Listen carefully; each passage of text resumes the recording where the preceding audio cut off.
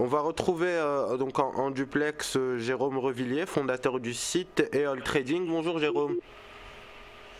Oui, bonjour à tous. Alors, on va parler de différentes choses ce matin, différents actifs, à commencer par les indices européens et notamment le CAC 40. On a vu une très forte chute hier, notamment due donc à des craintes de politique grecque et à la situation des cours du pétrole qui donc continue de chuter. Quelle est votre lecture sur l'indice CAC 40 aujourd'hui ? Sur le CAC, effectivement, à l'image des autres indices, on a eu un beau retour de la version au risque, suite effectivement aux inquiétudes principalement en Grèce, et puis plus généralement un petit coup de frayeur. Maintenant, on a testé un support qui est vraiment déterminant dans les zones des 4280. On n'est pas loin là sur le futur de ce seuil-là. Donc c'est vraiment là que ça va se jouer à court terme, avec une possibilité en cas de cassure d'extension de la baisse sur la zone des 4150, 4180.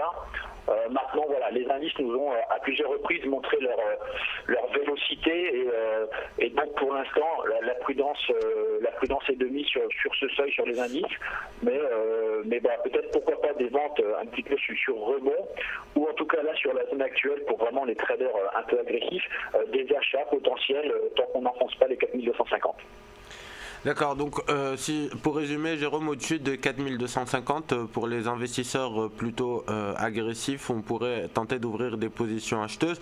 Pour viser quel niveau et à quelle échéance ? Alors là, je pense sur vraiment du très court terme, c'est-à-dire de l'intraday ou d'ici fin de semaine. L'idéal pour moi, je pense qu'on est vraiment dans une phase potentielle de consolidation. Alors sauf accentuation des mauvaises nouvelles du côté de la Grèce ou autre, mais tant que c'est vrai que les 4250 vont tenir sur le futur de décembre, là on peut travailler un petit peu des oscillations entre 4250 et 4330, 4340. Donc on essaiera d'acheter sur la zone de support 4250, 4260 et on essaiera de vendre aux alentours des 4335, 4340 pour jouer des petits allers-retours, quoi. Mais vraiment j'ai pas fondamentalement une grande vision sur la tendance. Alors Jérôme, une dernière question sur l'indice CAC 40. Traditionnellement, on le sait tous, le mois de décembre est en général accompagné d'un rallye de fin d'année. Est-ce que vous pensez quand même qu'on pourra assister cette année à un nouveau rallye d'ici la fin décembre, ou que la situation s'est plutôt dégradée ? Alors, effectivement, là pour l'instant ça colle plutôt pas trop mal avec un scénario de rallye de fin d'année. On a eu une belle hausse. Alors la question c'est, est-ce que le rallye de fin d'année n'a pas eu lieu un petit peu plus tôt que prévu cette année, c'est-à-dire avec la semaine dernière, et puis surtout ces 2 derniers mois avec un rush, malgré la version risque qui était apparue, on a rejoint les zones hautes des indices. Donc peut-être quand même qu'il va manquer quelques catalyseurs pour avoir un véritable rallye de fin d'année. Maintenant, techniquement et statistiquement, j'ai envie de dire, tout est en place pour qu'un rallye de fin d'année se mette en route. Donc pourquoi pas. Sur le CAC, là vraiment, il va falloir surveiller les zones actuelles, parce que à l'inverse, si on devait casser ces supports là, 4250, 4180, on pourrait peut-être avoir un petit coup de chaud sur les indices et venir contredire cette théorie du rallye haussier de fin d'année. Donc prudence. Là pour l'instant, tout est en place pour un rallye de fin d'année. Maintenant on est quand même déjà beaucoup monté. Il est possible qu'il y ait un petit peu d'essoufflement. Donc 4250, seuil clé selon vous, Jérôme ? Oui, tout à fait. Alors on va parler des devises maintenant, et on sait que vous suivez quand même quelques paires, et la paire donc GBP CAD qui a retenu votre attention ce matin, que pouvez-vous nous dire sur cette paire-là ? Oui, effectivement, depuis hier, je suis un peu plus particulièrement cette paire, depuis plusieurs jours, mais la paire nous a donné une configuration technique assez intéressante qu'on travaille assez souvent, avec des zones de support qui deviennent résistance et inversement. Et donc, on voit ici que la zone des 1,7905 a été cassée par une belle bougie dans le début de semaine. On est venu s'appuyer sur cette zone ensuite en tant que support, et donc pour nous on vient valider cette zone comme un seuil clé à court terme, et donc tant qu'on va rester au-dessus de ce seuil des 1,79, eh bien la hausse est à privilégier et il y a potentiellement une belle opportunité pour viser un 80-75. En termes de timing, Jérôme, si on n'a pas encore pris de position sur cette paire-là, est-ce que vous pensez que sur les cours actuels, on pourrait essayer d'ouvrir quelques positions acheteuses, ou est-ce que le risk-reward justement est trop faible?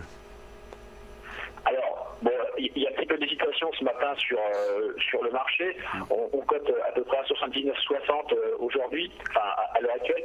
Moi, je privilégierais, si vous n'êtes pas encore entré, un achat sur repli aux alentours de 1,79,25, un petit peu en dessous de la zone actuelle. Et puis, à l'inverse, une entrée sur cassure, au cas où l'accélération se produirait un petit peu plus tôt que prévu, dans la zone de 1,79,80. Voilà, donc plutôt rester à l'écart sur les cours actuels pour l'instant, rester patient et tenter d'avoir un prix un petit peu meilleur sur repli pour un achat, ou profiter du momentum aussi en cas de cassure sur 1,79,80. Très bien, merci Jérôme. En une minute, un petit mot sur l'argent métal pour rester donc sur les matières premières. Effectivement, là, il se passe quelque chose d'assez intéressant sur l'argent, avec la cassure d'un seuil clé à 16,67 qui a été rompu hier. Donc, on va surveiller un petit peu cet argent. Le signal haussier semble être validé. Alors là, un petit peu la même configuration que GBBCAD dans le raisonnement technique. On va essayer de profiter d'un repli vers 16,80, 16,75 pour rentrer à l'achat et tenter une nouvelle accélération au-dessus des 17,40 qui ouvrirait la voie vers 18,40 à court terme. Donc tant que 16,67 va tenir, on va tenter des achats dans cette zone-là avec un seuil vraiment d'invalidation sous les 16,20. Mais voilà, on va surveiller cette zone des 16,67, 16,65 qui est vraiment très importante. Merci beaucoup Jérôme donc, pour ces analyses sur les différents actifs que l'on a vus à l'instant même. On va vous retrouver donc très bientôt pour un nouveau point de vue et une nouvelle interview de marché. Merci. On va marquer une courte pause et on se retrouve après quelques secondes pour la suite des programmes.